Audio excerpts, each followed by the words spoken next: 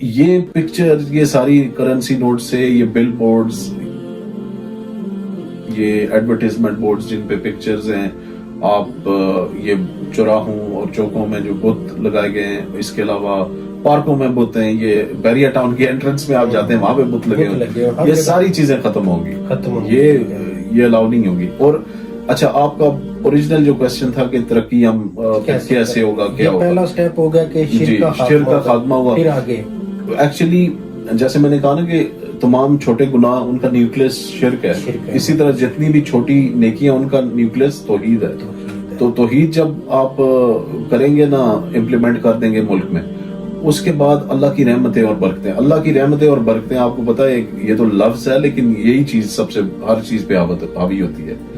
Even though کہ نبی صلی اللہ علیہ وسلم کو بھی جب کفار مکہ نے کہا کہ مکہ اور طائف میں سے کوئی بندہ کیوں نہیں نبی بنا، کوئی بڑا آدمی نبی کیوں نہیں بنا. یہ سورہ زخرف کی آیت ہے شاید، جی سورہ زخرف کی، سورہ زخرف، دو بڑے شہروں میں سے جی، آیت نمبر 33 ہے یا 41 کچھ ایسے ہے.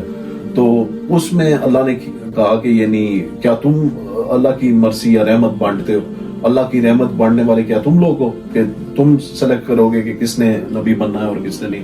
اسی طرح ہم لوگوں کو یہ بھی کہتے ہیں کہ کیا تم لوگ اللہ کی رحمت بانٹتے ہو؟ جیسے مفتیان کو بھی طارق مسعود، ضیاء الدین، راجہ ضیاء الحق اور محمد علی مرزا اور جتنے بھی لوگ ڈینائی کرتے ہیں قاسم بھائی کے کتابوں کو، تو ہم انہیں یہی کہتے ہیں کہ کیا تم لوگ اللہ کی رحمت بانٹتے ہو؟ یہ تو اللہ بانٹتا ہے. تو اسی ڈیسائیڈ کرو گے کہ کون امام مہدی اور کون نہیں. اور جیسے راجہ ضیاء الحق نے کہا کہ محمد قاسم تو نہیں ہوگا، ایسا تو کہیں نہیں لکھا ہوگا نہیں ہوگا، یہ کس بیس پہ وہ کہہ رہے تھے. خیر ان کو تو ہم نے جواب دیا. تو اس کے بعد پھر یہ ہوگا کہ جب اللہ کی رحمتیں اور برکتیں آئیں گی تو آپ دیکھیں آپ کا ریکارڈ ایک آپ کے وزیرستان کا جو ایریا جو منرلز اور جو اس میں ذخائر آپ کے چھپے ہوئے ہیں جو ابھی تک پنہا ہیں، لیکن اس وقت جب آپ توحید امپلیمنٹ کریں گے تو اللہ آپ کو وہاں سے دے گا جہاں آپ سوچ بھی نہیں سکتے. قاسم بھائی کے ڈریمز بھی ہیں کہ ایسی جگہ سے معدنیات نکلتی ہیں. بلوچستان میں ہے بڑا، بلوچستان آپ کا سارا یو کے سے بڑا ہے، وہ سارا صوبہ آپ کا معدنیات اور اس طرح کے تانبے سونے سے بڑا ہوا ہے، بہت بڑا کول کا. جی ہر چیز. پتہ نہیں کیا وجہ ہے کہ ابھی تک پاکستان کا اللہ تعالیٰ نے دکھایا تو ہے وہاں پہ ہے، لیکن ابھی تک ادھر اختیار نہیں دیا اور ادھر سے فائدہ اٹھانا، وہ اسی لیے فائدہ نہیں اٹھا سکے. اللہ کی رحمتیں اور برکتیں نہیں. اور اللہ سے جو ہم نے لا الہ الا اللہ کا وعدہ کیا تھا، اس وعدے کو امپلیمنٹ نہ کرنے کی وجہ سے پاکستان ایک فلاحی ریاست نہیں بن سکی. اس وعدے کو جو ہی ہم امپلیمنٹ کریں گے تو پاکستان فلرش کرے گا، اس میں ہر قسم کی خوشحالی آئے گی.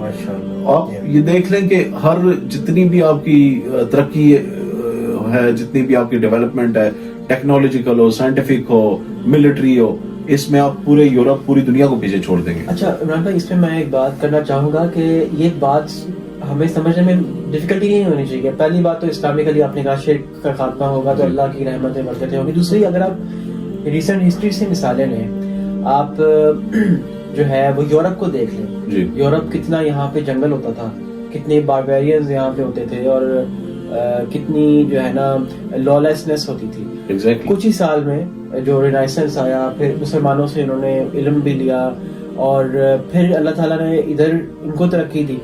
تو یہ اللہ کا نظام ہے. اللہ تعالیٰ چاہے تو چند ہی سالوں میں اللہ تعالیٰ کسی کنٹری کو ریز کر. پہلے بھی ڈسکس کر رہے تھے نا کہ دیکھیں بنی اسرائیل جو ہے نا، وہ ان کو اللہ نے کہ تم بہتر ہو، سب سے بہتر ہو. پھر حضور صلی اللہ علیہ وسلم کی امت آئی تو بنی اسرائیل کے کام جو تھے ان کے کاموں کی وجہ سے ان کو پیچھے کر دیا گیا. تو پھر اس امت میں کیسا ایسا ہوا کہ جب اب اس عمران بھائی یہ اسلامی صدارتی نظام آئے گا پاکستان میں. جی صدارتی نظام کی بات ہم اس لیے کر رہے ہیں کہ لوگوں کو ابھی کسی اسلامی نظام کو ایکسپٹ کرنے کے وہ فریم آف مائنڈ میں نہیں ہے. صدارتی نظام آپ کا کلوزسٹ ٹو خلافت ہوتا ہے، ٹھیک ہے، وہ آ گیا اور اسلامک سسٹم آ گیا تو آپ اسے چاہے صدارتی نظام کہیں جو بھی کہہ لیں، اللہ کی حاکمیت ہوگی بیسیکلی. تو آپ اس کو جو مرضی ہے کہتے رہیں، اور یہ چاہے کسی کو اچھا لگے نہ لگے اس وقت یہ کیونکہ یہ پارلیمانی نظام تو کھلا کفر ہے.